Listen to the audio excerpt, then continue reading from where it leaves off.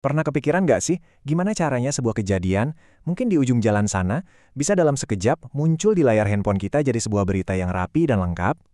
Nah, di balik itu semua ada prosesnya, ada aturannya, dan ada perangkatnya. Yuk kita bongkar bareng-bareng kotak perkakas seorang jurnalis. Ini bukan cuma soal ngelaporin fakta mentah loh. Ini tuh seni. Seni merangkai data, kutipan, dan potongan kejadian jadi satu cerita utuh yang nggak cuma informatif, tapi juga enak dibaca. Jadi, gimana sih proses ajaib ini terjadi? Kita telusuri sama-sama. Oke, kita mulai dari bagian pertama. Cetak biru sebuah berita. Anggap aja kayak bangun rumah. Berita yang bagus itu butuh fondasi yang kuat. Kalau fondasinya goyah, ya informasinya bisa ambruk dan malah bikin bingung. Jadi, apa sih sebenarnya definisi berita? Intinya ada 3 hal. Pertama, harus aktual alias berdasarkan fakta. Kedua, harus menarik perhatian orang. Dan yang paling penting ketiga, harus baru. Namanya juga berita kan? Kalau udah nggak baru lagi, ya itu bukan berita, itu namanya sejarah. Nah, ini dia, fondasi utamanya. 5W plus 1H. Ini tuh semacam daftar periksa wajib buat setiap jurnalis. Apa yang terjadi? Siapa aja yang terlibat? Kapan, di mana, kenapa, dan gimana kejadiannya. Kalau ada satu aja pertanyaan ini yang nggak kejawab, ceritanya bakal terasa aneh, nggak lengkap. Lanjut ke bagian 2, hard news versus soft news. Walaupun fondasinya sama, jurnalis itu bisa membangun 2 jenis bangunan berita yang beda banget. Yuk kita lihat 2 sisi dari mata uang jurnalisme ini. Di satu sisi, ada yang namanya hard news. Ini tuh berita yang langsung ke intinya, to the point. Topiknya serius dan harus segera disampaikan, misalnya berita politik atau bencana alam. Nah, di sisi lain ada soft news. Ini lebih kayak cerita, fokusnya ke sisi manusianya, dan biasanya lebih awet, bisa dibaca kapan aja. Keduanya sama-sama penting, tapi cara penyajiannya beda banget. Coba lihat judul ini. Ini contoh sempurna dari hard news, lugas, informatif, dan langsung ngejawab pertanyaan siapa dan apa. Cuma dari baca judulnya aja, kita udah tahu persis isi beritanya bakal tentang apa, nggak pakai basa-basi. Sekarang, kita bandingkan dengan pendekatan soft news untuk acara yang sama. Perhatiin deh, judulnya ini bukan pernyataan, tapi malah pertanyaan. Tujuannya bukan buat ngasih info langsung, tapi buat mancing rasa penasaran kita. Loh, emang beneran belum melek media? Nah, disitulah letak kekuatan cerita. Masuk ke bagian 3, rahasia piramida terbalik. Nah ini dia struktur penulisan paling dasar dan paling penting di dunia jurnalisme. Ini kuncinya supaya informasi bisa tersampaikan dengan super cepat dan efektif. Ini dia wujudnya, piramida terbalik. Gampangnya gini, semua informasi yang paling penting, jawaban dari 5W tadi, itu ditaruh di paling atas, di paragraf pertama atau yang biasa disebut lead. Semakin ke bawah, informasinya makin bersifat detail tambahan. Kenapa sih struktur ini jenius banget? Karena struktur ini menghargai waktu pembaca. Kamu cuma punya waktu 10 detik buat baca berita? Nggak masalah.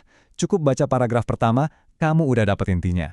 Punya lebih banyak waktu? Silahkan baca terus ke bawah buat dapetin detailnya. Pesan utamanya dijamin sampai.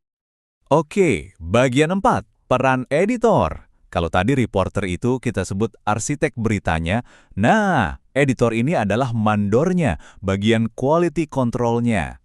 Peran mereka ini seringnya di belakang layar, tapi penting banget buat mastiin berita yang kita baca itu akurat, jelas, dan layak buat disebar. Coba deh lihat daftar tugasnya ini. Editor itu ibarat penjaga gerbang. Mereka bukan cuma benerin salah ketik atau titik koma. Mereka ngecek fakta, mastiin nggak ada opini pribadi penulis yang nyelip, bahkan melindungi media dari tuntutan hukum. Peran mereka ini vital banget, tapi sering nggak kelihatan. Dan proses penyuntingan ini nggak main-main loh, paling nggak ada 2 level.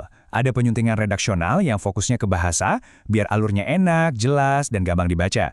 Terus ada penyuntingan substansial yang menyelam lebih dalam ke isinya, memastikan akurasi fakta, data, dan logikanya. Keduanya harus jalan bareng. Kita masuk ke bagian terakhir, menulis dengan gaya jurnalistik. Nah, setelah fondasinya kuat dan kualitasnya terjamin, sekarang kita bicara soal seninya. Gimana sih caranya nulis dengan gaya yang khas jurnalistik? Jawabannya ada di pemilihan kata. Coba deh ingat 5 kata ini. Singkat, padat, sederhana, lugas, dan jelas. Ini tuh mantra buat seorang jurnalis. Tujuannya bukan buat kelihatan pinter, tapi supaya gampang dan cepat dimengerti oleh sebanyak mungkin orang. Biar kebayang, kita lihat contohnya. Ngapain nulis panjang-panjang melangsungkan pernikahan? Kalau kata kawin atau menikah udah cukup? Atau membubuhkan tanda tangannya, padahal kita bisa langsung bilang menandatangani. Nah, inilah inti dari efisiensi bahasa jurnalistik. Setiap kata harus ada gunanya. Ini juga nih salah satu penyakit umum, kata-kata yang mubazir. Ramalan masa depan, emangnya ada ramalan masa lalu? Atau maju ke depan, ya kali ada yang maju ke belakang. Kata-kata semacam ini harus dibuang, supaya tulisan kita jadi lebih tajam dan bertenaga. Dan yang terakhir, hindari frasa yang tumpang tindih kayak gini. Agar supaya, itu kayak pakai dua topi sekaligus. Pilih aja salah satu, agar atau supaya. Sama juga kayak demi untuk. Intinya, presisi adalah kunci. 17. Angka apa ini? Ini bukan angka sembarangan.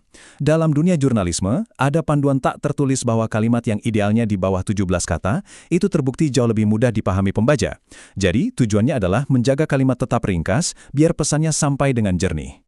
Jadi, kita udah bongkar semua isi kotak perkakas seorang jurnalis, mulai dari fondasi 5W+1H, struktur piramida terbalik, sampai ke seni memilih kata yang tepat. Nah, pertanyaannya sekarang buat Anda, setelah tahu semua ini, apakah Anda akan membaca berita dengan cara yang sama lagi?